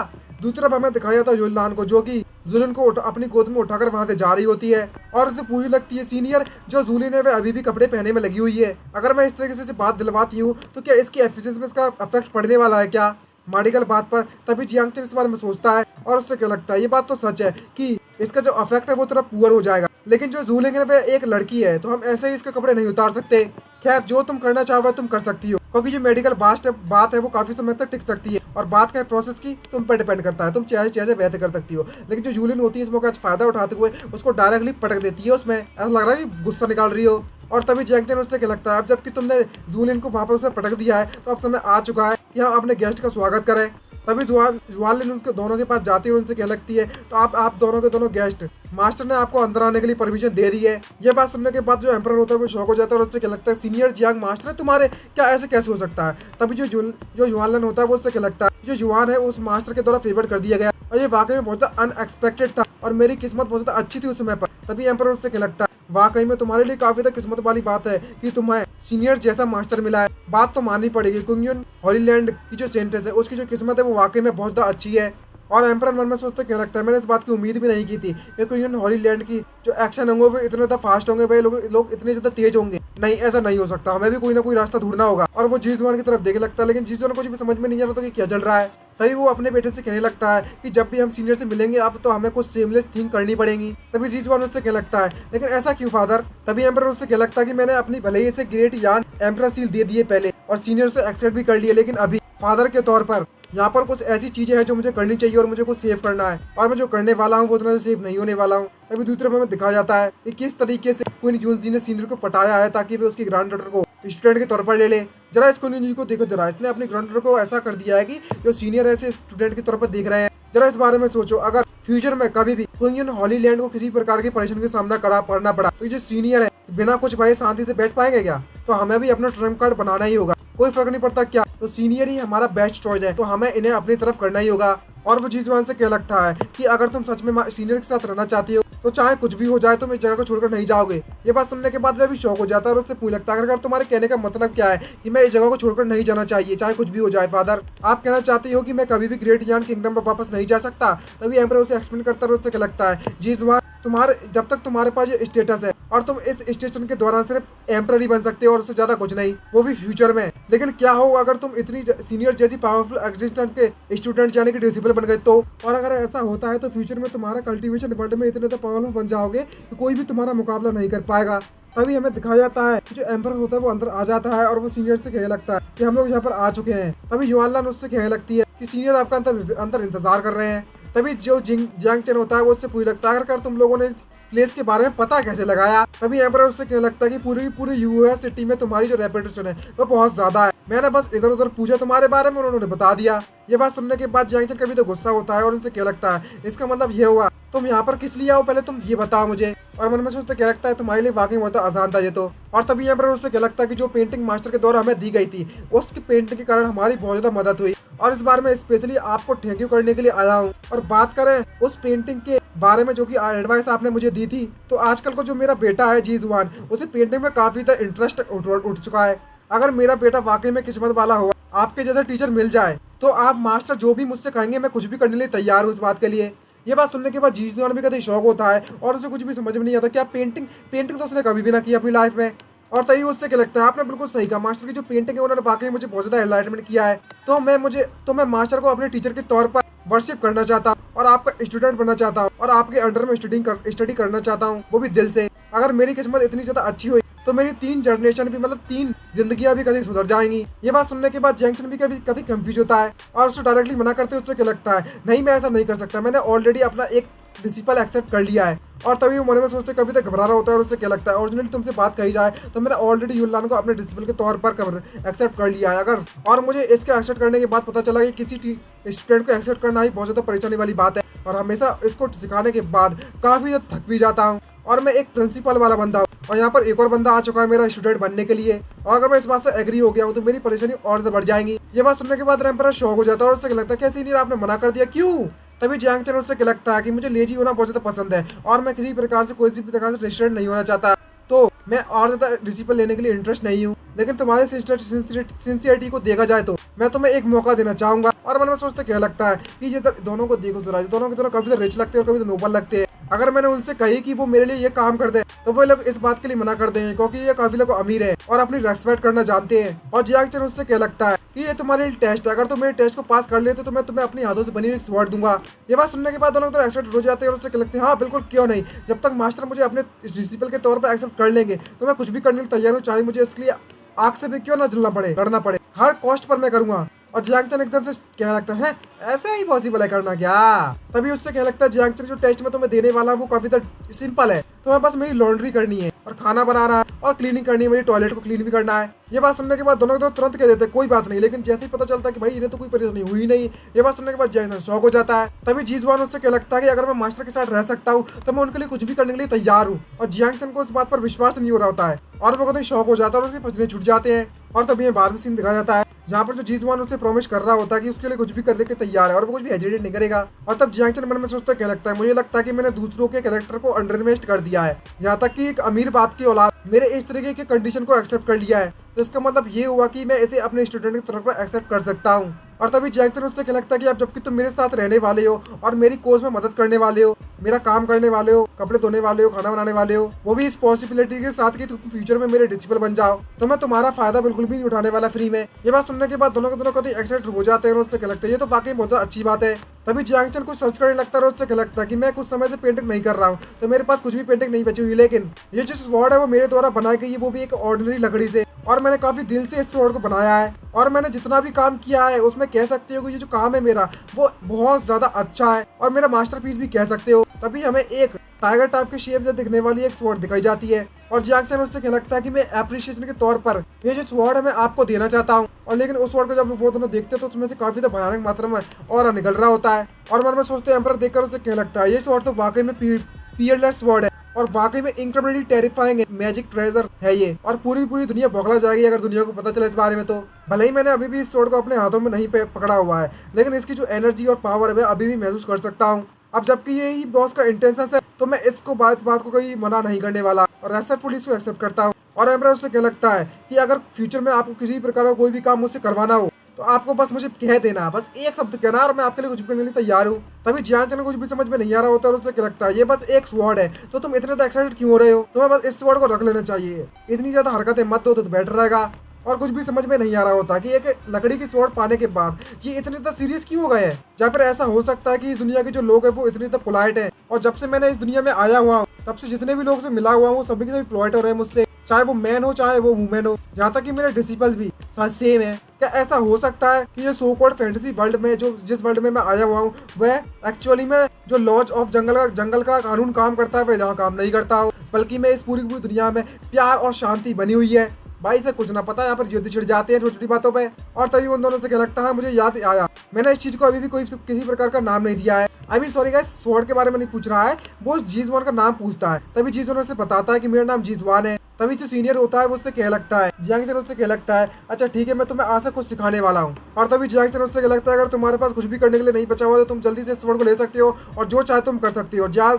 जीजवान तुम मेरे साथ आओ, यहाँ पर कुछ काम है वो तुम्हें निपटाने होगी। खैर अब तो तुम्हें मैंने काम बता दिया है तो मैं चलता हूँ, मेरे कुछ काम है मैं वो करने जा रहा हूँ। ये बात सुनने के बाद एम्परर उससे क्या लगता है कि यार सीनियर यहाँ से हमें छोड़कर जा रहे हैं। तभी जो एम्परर होते हैं वो उससे क्या लगते हैं अपने बेटे से जो जरा देख दो जीजवान कि जो हमारे सीनियर है वो कितने ज्यादा जेनरस है, ये जो स्वॉर्ड है वो एक डिवाइन आर्टिफैक्ट है और जैसे ही वो स्वॉर्ड को छूता है तो अचानक से वो स्वॉर्ड उसके हाथ को काट लेती है और उसके हाथ को छोड़ने का नाम ही नहीं ले रही होती है। इसको देखकर एम्पर डर जाता है, चलाना चालू कर देता है और कहने लगता है आखिरकार ये सब मेरे साथ क्यों हो रहा है। और तभी जीजवान उससे कहने लगता है मैं समझ गया हूँ, यही हमारे सीनियर का जो टेस्ट है। और कहने लगता है डैड सच सच बताओ तो सीनियर हमारा टेस्ट लेना चाहते हैं कि अगर आप यहाँ पर कुछ भी काम नहीं कर सकते हैं तो इस स्वॉर्ड को आप इस्तेमाल नहीं कर पाओगे, और अपने आप को अपने बेवकूफ बना लिया है। और तभी जो ग्रेट यान एम्पर होता है वो स्वॉर्ड को छुड़ाने की कोशिश तो कर रहा होता है, लेकिन वो अभी भी सोच रहा है कि वो किस तरीके से अपने आप को बेवकूफ बना लिया है। और वो कहने लगता है जीजवान मेरी मदद करो यहाँ पर कुछ काम करने के लिए, लेकिन जीजवान उससे मना कर देता है, लेकिन मुझे इसके बारे में कुछ नहीं पता हुआ है। तभी एम्पर उससे लगता है कि मुझे अपनी फोर्स का इस्तेमाल करना पड़ेगा इस स्वॉर्ड से पीछे छुड़ाना है तो। लेकिन जैसे ही वो फोर्स का इस्तेमाल करता है तो उस स्वॉर्ड में एक धमाका होता है और जिसके कारण उसे एम्पर की बैंड बच जाती है और कहने लगता है तो वाकई बहुत ज्यादा पावरफुल था। क्या जीजवान आप जबकि तुम सीनियर के डिसिपल जल्दी बनने वाले हो, तुम्हारा इस मामले में क्या कहना है? और आखिरकार मुझे इस तरीके से टेस्ट क्यों जा रहा है, डिसिपल तो तुम बनने वाले हो। लेकिन जीजवान क्या लगता है मुझे भी नहीं पता इस बारे में। तभी अचानक उसके दिमाग की घंटी बजती है और उससे क्या लगता है कि अब समय आ चुका कि मैं यहाँ पर अपना काम करना चालू करूँ। शायद मुझे यहाँ पर जल्दी से जल्द अपना काम निपटाना है और शायद मैं ही वह बंदा हूँ जो कि सीनियर की तरफ जो काम दिया गया है मुझे मेरे द्वारा किया जा सकता है और तभी हम टेस्ट को पास कर सकते हैं और मेरे फादर के हैंड को फ्री कर सकते हैं। एक प्रिंस का एक एक्सट्रीमली नोबल स्टेटस होता है, लेकिन इस समय पर इसने अपने इस स्टेटस को भूलकर झाड़ू उठा लिया है और एक सर्वेंट की तरह यहाँ पर काम करने लगा हुआ है। और मेरा बेटा है इस काम में काफी एफर्ट लगाने में लगा हुआ है पूरी ग्रेट यार्न किंगडम के लिए। और जब मैं इसके बारे में सोचता हूँ तो जो पनिशमेंट मुझे पीयरलेस डिवाइन स्वॉर्ड की तरह मिली गई है ये अनरीजनेबल है। मैं अपने बेटे के कर्ज में डूबता जा रहा हूँ और तो और पास्ट में जो भी चीज हुई है मैंने सब कुछ देखा है अपने बेटे के साथ क्या क्या हुआ है, लेकिन मैंने कभी भी अपने बेटे को कंफर्ट नहीं किया है। लेकिन तुमने फिर भी इतने ज्यादा पावरफुल एक्सपर्ट को मुझसे इंट्रोड्यूस कराया है। तुम्हारा फादर तुम पर वाकई काफी ज्यादा गर्व करता है, गर्व और काफी ज्यादा सॉरी। वो जीजन के पास आता है इमोशनल होते हुए, तभी जीजन उससे क्या लगता है आपको इतनी ज्यादा जल्दबाजी करने की जरूरत नहीं है, मैंने अभी रिलीज किया है इस बारे में और मैं काम करने तैयार हूँ। लेकिन जो एम्पर होता है उसे गले लगा लेता है इमोशनली और जीजन को कुछ भी समझ में नहीं आ रहा होता। तभी एम्पर उससे क्या लगता है मुझे पता है कि इतने सालों तक तुम्हें काफी परेशानियों का सामना करना पड़ा होगा। और जीजन को क्या लगता है आखिरकार आपके कहने का मतलब क्या है। और इस तरीके की बकवास सुनते हुए, इस तरीके की इमोशनल सीन देखते हुए जो जूलिन होती है और जो युलनवन होता है और जो किंग जियन होता है वो सभी लोग सुन रहे होते हैं और इसे लगते हैं आखिरकार ये लोग क्या बातें करने में लगे हो यहाँ पर। और ये सुनकर तो काफी ज्यादा टचिंग महसूस हो रहा है और तभी उसमें से बहुत ज्यादा फ्रेग्रेंस निकलने में लगा हुआ होता है। और इतनी ज्यादा फ्रेग्रेंस देखने के बाद जो स्वॉर्ड होती है वो अचानक से उसके हाथ से छूट जाती है। इसको देखकर एम्पर शॉक हो जाता है और एकदम से खुश हो जाता है, उसका हाथ फ्रीज हो गया स्वॉर्ड से और क्या लगता है मैं फ्री हो गया। इसका मतलब ये हुआ कि जो सीनियर के द्वारा हमें टेस्ट दिया गया था वह हम पास कर चुके हैं। मैं वाकई में एलाइटेड हो गया। जो तुम्हारा फादर है वो फ्यूचर में हमेशा रिफ्लेक्ट करेगा। फ्यूचर में सिर्फ एक अच्छा एम्पर ही नहीं बनकर दिखाऊंगा मैं, लेकिन अच्छा फादर ही बनकर दिखाऊंगा। तभी जीज में कहने लगता है कि फादर मैं हमेशा आपको सपोर्ट करूंगा, कोई फर्क नहीं पड़ता कि कैसे और कब। और वो कभी तो इमोशनल हो जाते हैं। तभी दूसरी तरफ हमें स्वॉर्ड के बारे में दिखाया जाता है जो कि सिर्फ बेहोश हो चुकी है क्योंकि वो उसे उस बात में से जो स्मेल आ रही है उसके कारण, और इसी स्मेल के कारण वो बेहोश हो गई। और इसी के साथ हमारा ये एपिसोड खत्म हो जाता है। आइए हमारी वीडियो आप सभी को अच्छी लगी तो लाइक एंड सब्सक्राइब करना मत भूलिएगा। और हमारा जो टारगेट है लाइक्स का तो गाइस वो जल्दी कंप्लीट करा दीजिए। मिनिमम टारगेट है हमारा 1000 लाइक्स का और ज्यादा से ज्यादा नहीं तो कम से कम 1500 लाइक्स तो करवाई दीजिए फटाफट से, ताकि हम नेक्स्ट पार्ट को जल्दी से जल्द डाल सकें। और मैं उम्मीद करता हूँ कि आप सभी लोग हमारे इस चैनल को सब्सक्राइब कर देंगे फटाफट से। और पार्ट्स के लिए सिर्फ सब्सक्राइबर्स के लिए इस चैनल पर पार्ट्स मौजूद हैं, तो जो सब्सक्राइब करेगा उसी को जो पार्ट्स अवेलेबल होंगे। तो गाइस चलिए मिलते हैं नेक्स्ट वीडियो में, नेक्स्ट पार्ट में। आज के लिए इतना ही। Bye bye, signing out. Bye bye, sayonara.